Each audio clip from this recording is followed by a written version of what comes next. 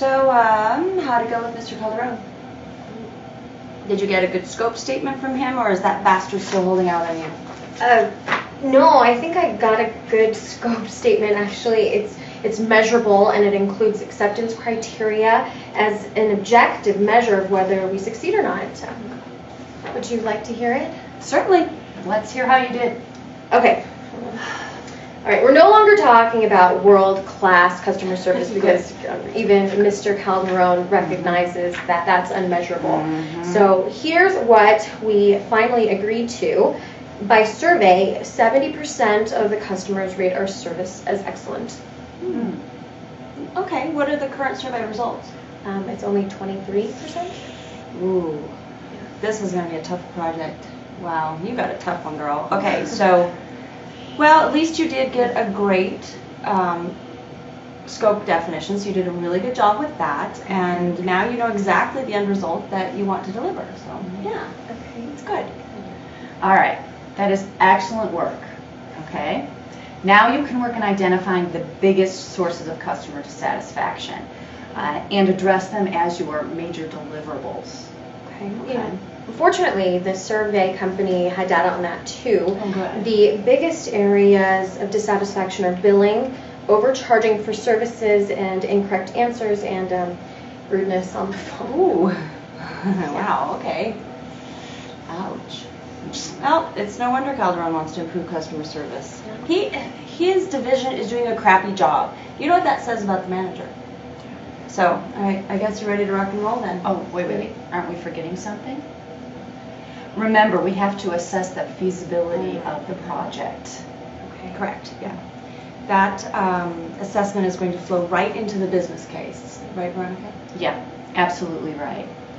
Calderon has spent too much money on the previous failed projects that aimed at world-class customer service. With Angela's scope definition, we at least have a solid start.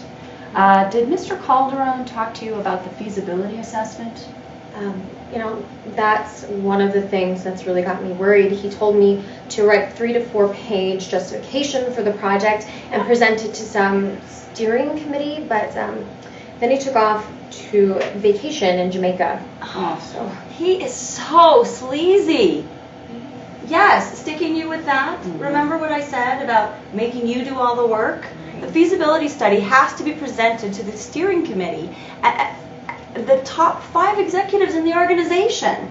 I mean, they evaluate all new projects over a certain dollar amount that way. You'll need to show them the business case, but the feasibility assessment comes first. Wow. I don't know. Well, what is this feasibility assessment? I've never even heard of that term. Well, unfortunately, we just got the concept of a project steering committee approved, and I am still working on the protocol for it, okay? So you'll have to wing it, but I'll be in the meeting, and I'll certainly look at your work before you present it, all right? Angela, the assessment of a new project must cover a couple of specific bases. So, first of all, you have to analyze whether the project is even technically feasible. In this case, you're going to have to make major changes to the customer service database and systems. So what you probably should do is get a hold of Mike Shaw. Mike Shaw? Yeah. Okay. He's the project manager in IT who's responsible for the customer service systems. Yeah, but Mr. Calderon said for me to do this project myself and not let anybody else know about it.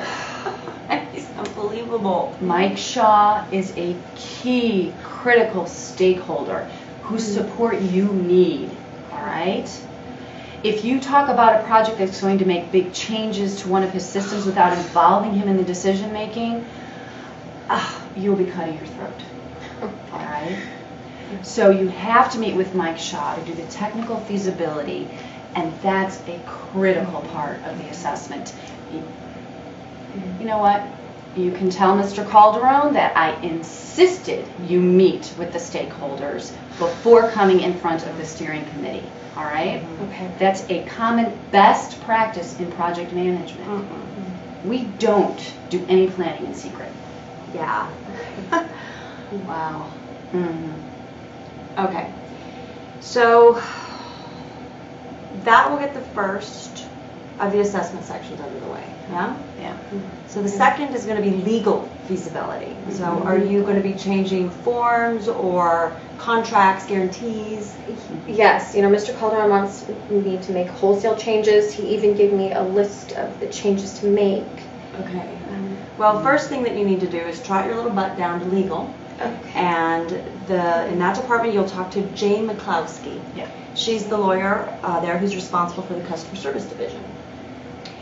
Show her the list and get her opinion of the feasibility of it. Okay? Now remember, in this assessment, you are not the expert in any of these specialties. Okay? Your job as the project manager is to engage the experts and get their opinions. Okay? I think the next space you want to cover in the assessment is operations. All right. I'm sure Calderon has lots of changes to procedures and processes. Did he happen to mention the name Sally Fitch? Yes, and he said that she was not to be involved in any of the project planning because she always stood in the way of the progress. So, I haven't met the woman. We will fix that this morning. It has to be done.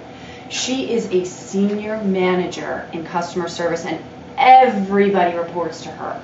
She knows customer service unlike anybody else. All right? Now, she can be a touch difficult. Sorry. I mean, really. Okay, she's difficult. As I was saying, she can be a touch difficult, but she will never, ever give you a bump steer. Okay. All right? Sally is also a key member of your project team, and she has to be involved in the assessment. She doesn't get along with Calderon, which in my book is a big plus for her. Yeah. Let's see. Another thing that you have to cover would be the economic feasibility, because the project will not be cheap. That's a guarantee. So you're going to also need to assess the availability of the resources of the people so that they can do all the work. The resources to do the work. And I think that pretty well covers it. Oh, no. There is one more thing I would like to add. The changes in the project needs to be, I'm sorry. Change of Camera and action. I think that pretty well covers it. No, there is one more thing I would like to add. The changes this project needs to make in customer service are monstrous, and there's going to be a lot of cultural changes for the people in that division. I think you need to think about the feasibility of making those changes. You can start with human resources. I will give you some names. Okay. Well, I really have my work cut out for me, so is there anything more? Well, there's just one little itsy bitsy teeny tiny little thing. The business case. The finance people can help you with this, but you need to prove to the steering committee that this project is worth doing, that it's worth the money. Okay. I'm not really the financial type. Can I get some help with that too? Oh, yeah, you absolutely can. There are people in budgets and finance who will help make very rough projections of the cost and duration of the project. They know how to use data from previous projects to make analogous estimates of your cost and duration. Okay? They'll also help with the benefit calculation, which is always tough.